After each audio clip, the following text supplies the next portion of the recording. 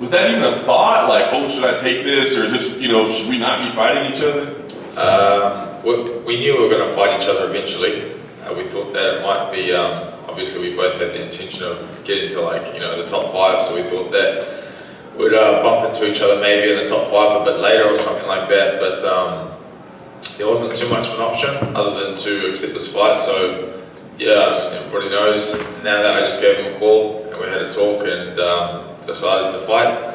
So yeah, all steam ahead.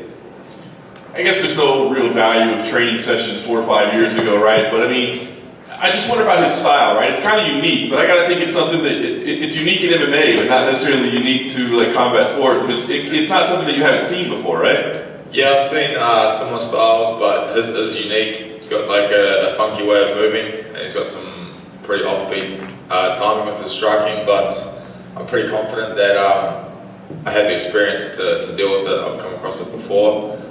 Similar people the way they fight, and yeah, man, it's going to be a fun puzzle to figure out in the night. Do you try to get somebody to replicate that? I mean, can that be replicated by a training partner that's just trying to pick it up? I got some pretty weird styles of training partners back home. Some guys that move relatively similar, to be honest.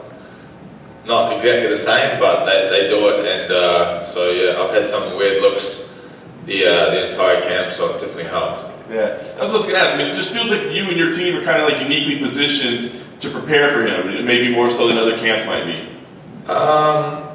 Yeah, you could say that. I think we just have a lot of experience with striking, and there's some very intelligent people on the team that can help me figure out how to beat him.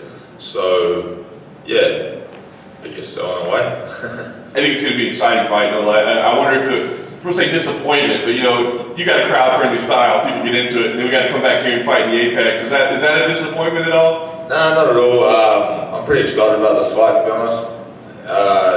I mean, having the crowd there is always awesome. I do prefer having a crowd, but not having the crowd there just allows you to, completely zone in and focus on the man in front of me. And yeah, either way, man, I still get to work and I still get to have a fight and I get to go home, which is more important. So that's cool. Yeah. I think on paper to us it looks like a fight of the night, right? But a fight of the night usually means that the action's going back and forth. So when you go into a fight, can you think of it that way? That I bet this is going to be a battle? I'm prepared for it to possibly be a battle, but it's always nice to get the fight of the night bonuses if you're not too beat up. It's not nice getting beaten up every single time you fight, but it's like I said, it's going to be a very, very tricky fight. And everybody knows that it can be stopped very quickly, or it could be a very painful, long fight. Heck of a win streak. You pick up the victory here. Obviously, a nice record. I mean, do you start thinking about where you belong? I mean, rankings. Do we really need to be talking about what position you hold? No, I know where I belong. I'm just going to keep it in my hands, doing my talking, and I'm going to end up there very, very soon. And all goes well on the weekend. I think that I'll prove it again. I'm not really going to go talking shit or anything like that unless somebody really starts to try and insult me. But yeah, man, I'm just going to let my hands do my talking and get to the top. Do you think about 2022 at all? What the plan is? Because the world is so tough, especially in your part of the world, right? I mean, so can you make plans, or is it almost impossible to do that at this point? No, we can now, because when I left, just as I left, I think they were decided to open up the country again in February. So from February, if you're a New Zealander, you can come and go as long as you're a double vaxxed. So it looks like it'll be back to normal for city kickboxing and all the other athletes in New Zealand, which is pretty cool. And all the ones that are stranded and stuck overseas will be able to come home. So that's some good news, bit of a reprieve for us, and hopefully, this new variant doesn't change anything. But yeah, I mean, it shouldn't do. Yeah, so for us, 2022 will be good because we can plan ahead and we can get back to these 1 week fight trips. We get this big card coming together, this big title fight that's going to happen. Is that a card that you want to see yourself on? Yeah, man, the one next week? No, I mean, it looks, we're trying to get, Izzy and Whitaker maybe down there, if that comes together, or do you base your schedule around that at all? I like to sometimes think ahead, but like that.